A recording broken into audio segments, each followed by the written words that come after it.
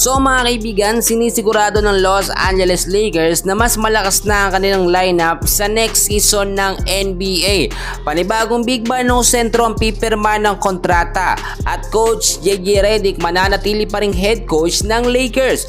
Well, kung bago ka lang, huwag mo munang kakalimutan na mag-like and subscribe.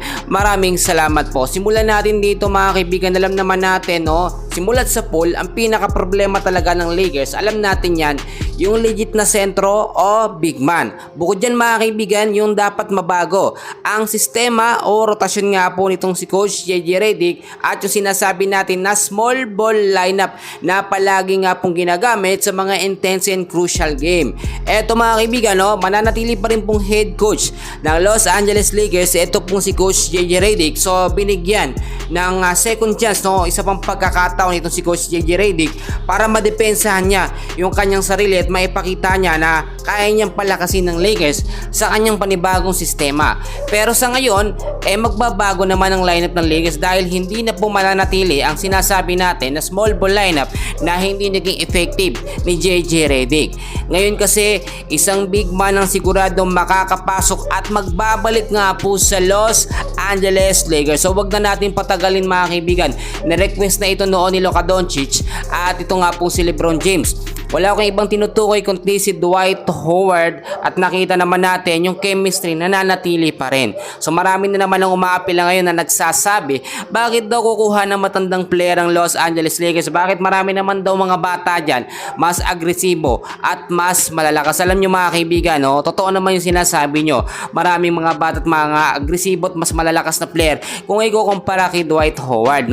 Nakita na nyo naman, ganun naman ang ginawa nitong si Coach JJ Redick. Kumuha siya nandyan, etong si Alex Len, si Trey Jemison, etong si Christian Coloco. Pero nakita naman natin, nag-improve ba ang Lakers mga kaibigan? So hindi.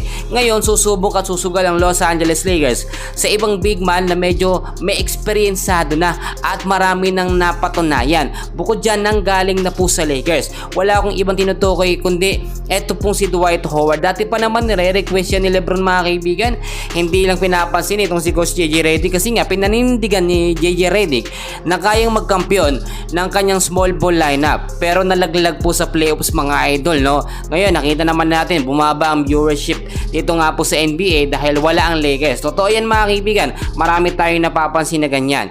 Kaya nung sinasabi ko sa inyo, wala na ba o goodbye na ba tayo sa sinasabi na small ball lineup nito nga po si Coach JJ Redick? Yes mga kaibigan, hindi ka nagkakamali. Say goodbye na tayo sa small ball lineup dahil mangyayari na yung sinasabi ko sa inyo na Twin Tower or mas magpo-focus si Coach JJ Redick sa pagpapalakas po sa depensa ng Lakers.